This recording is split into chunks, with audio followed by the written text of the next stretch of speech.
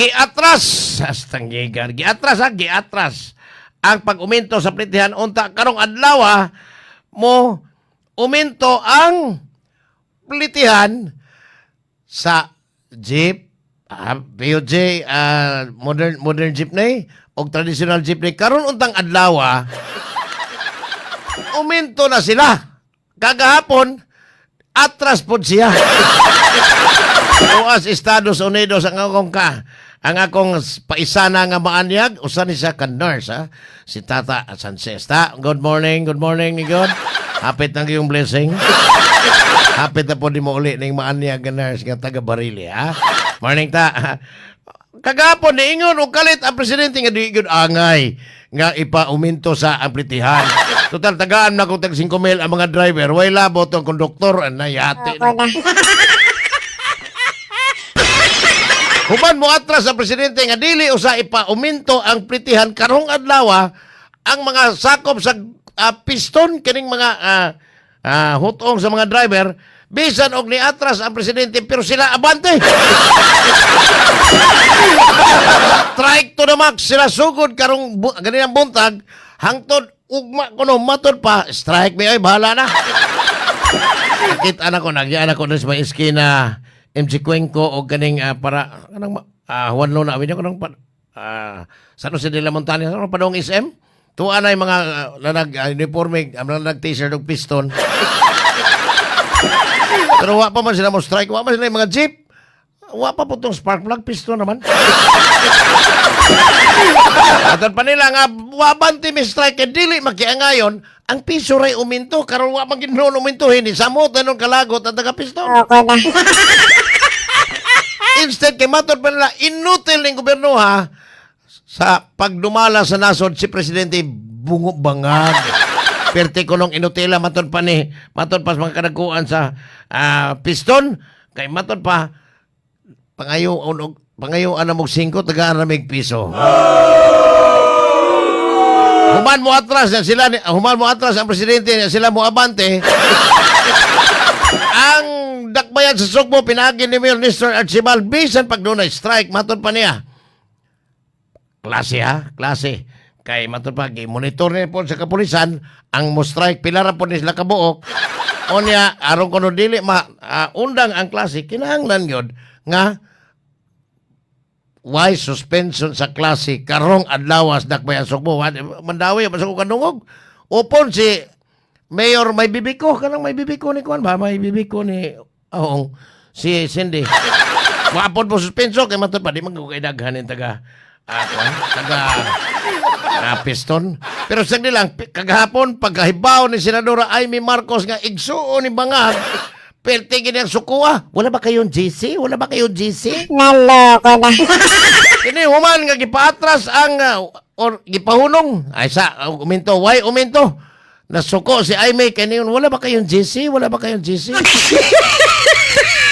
Patay na rabat akong amigong GC. Patod pang Aimee. Kapoy na mi. Nining pangagamahanan nga why hinungdan kay bangag kayo. Ugang Aimee ay. Pero ang nindot lang, kay bisagwa sa na yung GC, kay patay naman itong amigong GC. Kuha ni, ganang group chat ni. Atod pa nga, padayon gihapon ang piston sa ilang wilga karong adlaw mo. Nakanindot, chabot-chabaw sila. Pero diris, dakbayan Sugbo, balik ta. Matod pa, kagahapon, nagsubay-subay man to si Kuan, nag-live streaming po si Raquel Arce, ang hari-hari, aray na, sa Cebu City Transportation Office, ingon siya nga sugod karong adlaw kay imando man ni sa mayor kagapon Mayor Nestor Archibald nga kinahanglan nga magkaagi ang mga perti magyang grabihas traffic na mas kilid hinoon tungod anang BRT kanang Baha Rapid Transit kang may krama na sa una wa pagin lami na project in town Poragaba nakamugna pag grabing traffic kagapon nagpaso-paso si Raquel Arce bisag init kayo wa mahadlok nga maitom kay itom na masyadahan nagpahibaw alang sa mga POG drivers kaning modernized o traditional nga magkaagi na sila anang BRT lane kanang mga tunga pwede na silang muagi diha kay matod pa aron makaminus-minus ang traffic pinaagi sa mando ni Mayor Nestor Archibald nga sugdan pod sa taga Department of Transportation sa arang-arang na ron. Kay murag okay na magkaagi na gyud hastunga ang mga jeep pero ang karga o diskarga pasahero embarking o disembarking kuno adto ra pod sa stasyon anang mga BRT o kalayo. Duharam na ka kanang bus station gikan dito South Bus Terminal padung ra pod sa Puente kay wa man to gipaguba man tong lalay Andres Tubangas Capitol.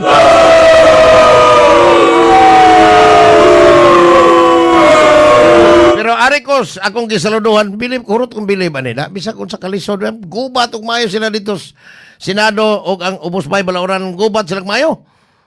Pero ang pangutana ani na ay usa ka senador nga wa kayo mapil-apil sa gubat pero sige tabang. Kagahapon doon ay 45 ka pamilya nga biktima sa sunog dito Sitio Tambis, Banawa, Barangay Guadalupe, nalibog bitaw ko ni napaman ni Sitio Tambis ang Banawa sitio man pulis Guadalupe.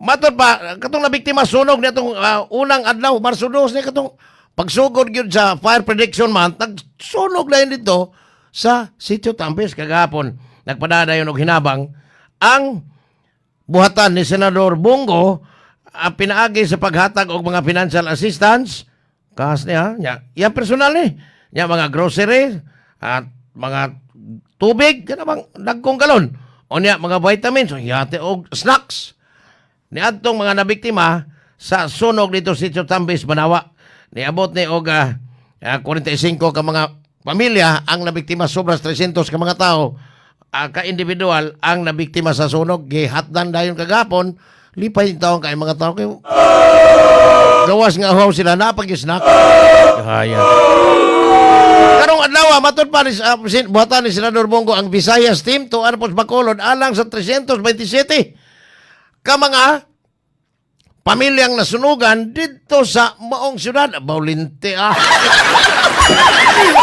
sa Amonte may sunog matod pa ni Senador Bongo dili sa muundang og tabang sa mga nabiktima sa mga kalamidad diin iyang kinahanglan nga mahatdan gyudayon og tabang ang mga nabiktima sa atong sa baha si Diok Prasco dito sa Europe pero si Senador Bongo naghatod og hinabang dayon dito maoy matod pa niya nga di niya undangon ang iyang paghatag og tabang alang sa mga nabiktima sa nagkalain-laing kalamidad.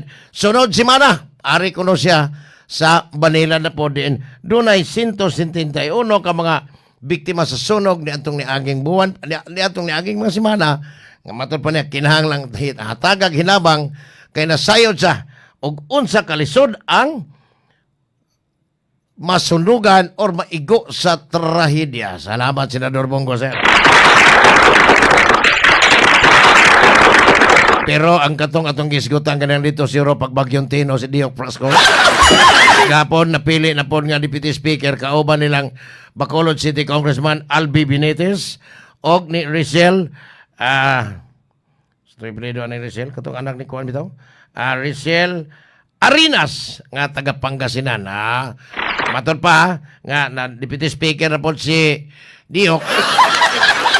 O niya ang iyang ugangan og inahan ni Cristina pirting pakpak pirting na huruta siyang bilib kay matod pa tungod sa abilidad ni Diok Prasco gilupig na iyang suon. Mao ba?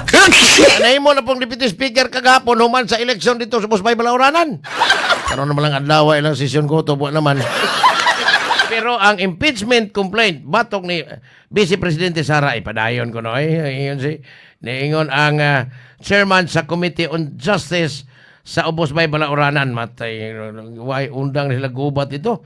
Matod pa nga ang kagahapon committee on karang sufficient in grounds kuno magpadayon ang giingong investigation bisag human na wa na Lenten break na ang Ubos Bay Balauranan padayon lang gyapon. Matod pa nga kinahanglan ng sufficient in grounds ang formal hearing nini magsugod karon pitsa 25 Marso unya sa Huwebes. Sa unya Huwebes. So madon. So murag okay kayo kay sige ra lang kumbate. Dito bugno dito legislatura samtang ang Iran, Israel o Amerika nagkumbate po sila ilaha na kapamahal sa gasolina.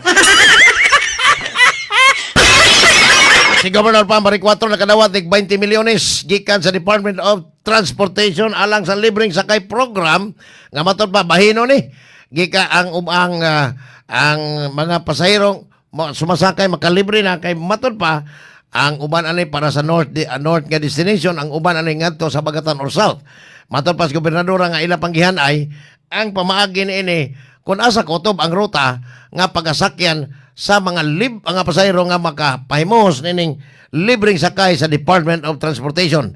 Ningon si Gobernador nga kinahanglang ayohon ni paghanay aron in taon ang mga pasahero nagtrabaho og mga estudyante makapahimos sa libreng sakay gikan sa gobyerno. Pero kagahapon gipangutana si Governor Pambari 4 atol sa press conference sa Kapitolyo nga matud pa niya kumusta naman ang matud pa sa ngutang sinanggo to reportera. Loko na. Kumusta naman mo si Glenn Soco, ang inyong relasyon?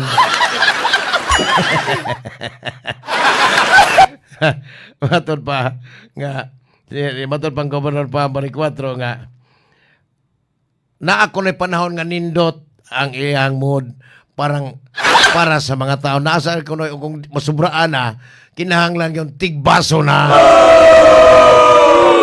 Ini human sa deklarasyon ni Gobernador Pambari 4 makigubat sa ni Glenn Soco katong pulpol nga bisi gobernador. Matod pa niya, pinti man yung pagkadaghana na yung pinding himuanan og balaod diha sa provincial board nga wag yung tagda ni Glenn Soco. Naloko na. Usa na ni ini ang kanadi ang ilahang legislative assistance fund kinahanglan ni og balaod nun or ordinansa kaning distribution sa kaning 93-1 nga nagkasabot ang National Mayor Restaurant pero ang Kapitolyo, ang Provincial Board tagda gitanugan ni Glenn Soco kasi sige lang siya patuo nga mura siya karaang bayot.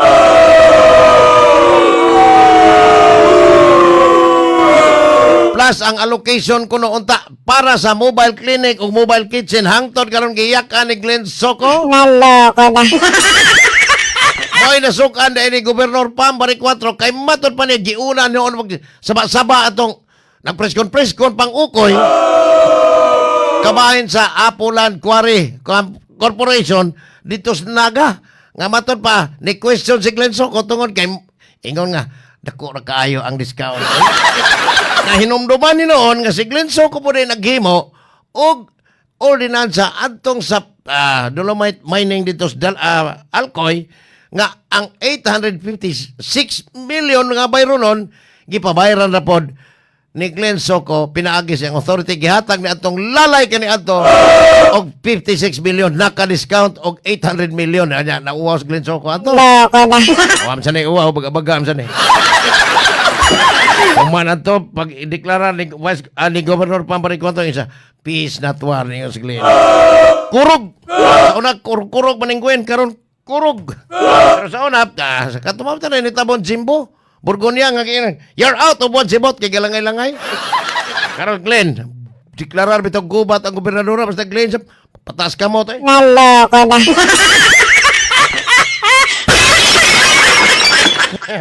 Murag magkadimao. Samtang dito Senado, si Senador JB Ayers ito. Matod pa rin si Senador, Ano sa may contact ni?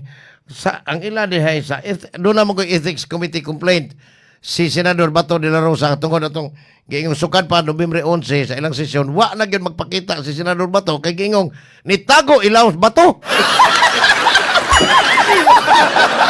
Matod pang Senador GBR sito kagapon nga may chairman sa Ethics Committee sa Senado nga wa man gud dire sa amo ang malao dire sa Senado kabahin aning sa Ethics Committee, wa may gitawag og no work, no pay? Sa to pa, tuloy ang ligaya ni Senador Bato. Wa day no work, no pay, matod pa ni. Senador, JBR, ito. Matod pa, og ato mangganin ng imbestigahon, di gapon magsilbi, kay wa man diri ang kinanglang usbon pa nila, ang ilahang kaugalingong balaod sa Senado, kabahin sa ethical behavior sa mga kauban nilang senador. Unya, nagkahuman, o usmo nila, kinahanglan ko no nga, mo-file o usab ang mga reklamante sa ihang komite ba? Okay kayo dayo. Okay kayo kanyor. Okay kanyor. Murag tuloy ang ligayang Senador Bato de la Rosa bisag giapik kigta mas ginawa. Ha? Murag nindot ra ang pamati ng Senador Bato. May murag yung kuan. Kaya inumduman nga si Senador Bato de la Rosa, wa na ni pakita human niingon si Bonjing Remulla kani atong Department of Justice Secretary pa siya nga naa kuno yung warrant of arrest si Senador Bato gikan sa International Criminal Court. Hinungdan nga wa na ginon pakita si Senador Bato, instead nitago ilawom sa Bato.